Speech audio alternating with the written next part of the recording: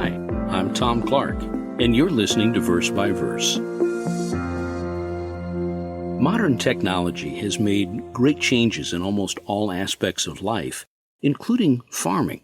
Today, you may find a farmer sitting in a comfortable, air-conditioned cab of his tractor, sometimes connected by satellite with a large screen that will tell him exactly where to drive, where to turn, to make sure his rows are straight, to make sure he doesn't overlap or miss any ground when he's plowing or planting or harvesting. But in generations past, that tech didn't exist. So how could a farmer be sure that he plowed or planted a straight line across a large field? Sometimes he could follow a fence row that would guide him, but not always. When I was a boy, my grandfather showed me how he would place a white jug on a fence post, or sometimes strap it higher in a tree at the far end of the field. And then he would start out, keeping his eyes on the jug, plowing straight toward that jug, making sure that his first pass across the field was straight.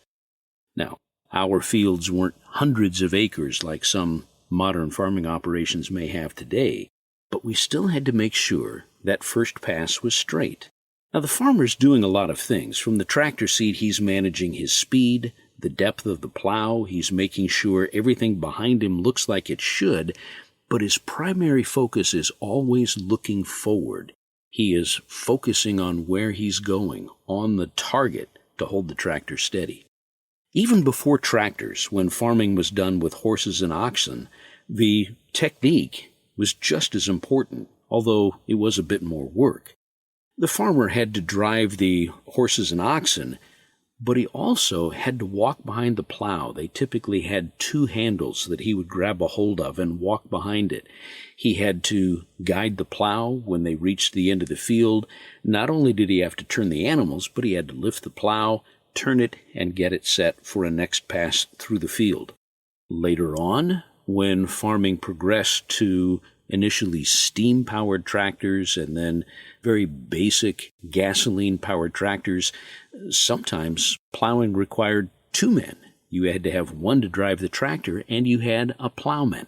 He had a seat on the plow where he would control levers to lift the plow, to guide it as he went through the field. But once again, they wanted to make sure their first pass was straight. It was a lot of work. It was a lot of time, but that's what was required to coax a crop out of the field, out of the land, to feed his family, to feed his livestock. That work equaled life for the farm and for his family. Now, Jesus Christ often used agricultural analogies to make a point, and he uses the analogy of a plowman to show us something important. In Luke 9, verse 62, we find, "But Jesus said to him, 'No one having put his hand to the plow and looking back is fit for the kingdom of God.'" A couple of things should become apparent to us. Number one, Christ is telling us that Christianity requires work, often hard work. The farmer today has to manage his speed, the depth of his plow, and other factors. The Christian has to manage his own human nature, the influence of society, and, of course, the temptation, the doubts that Satan the devil wants to throw at him.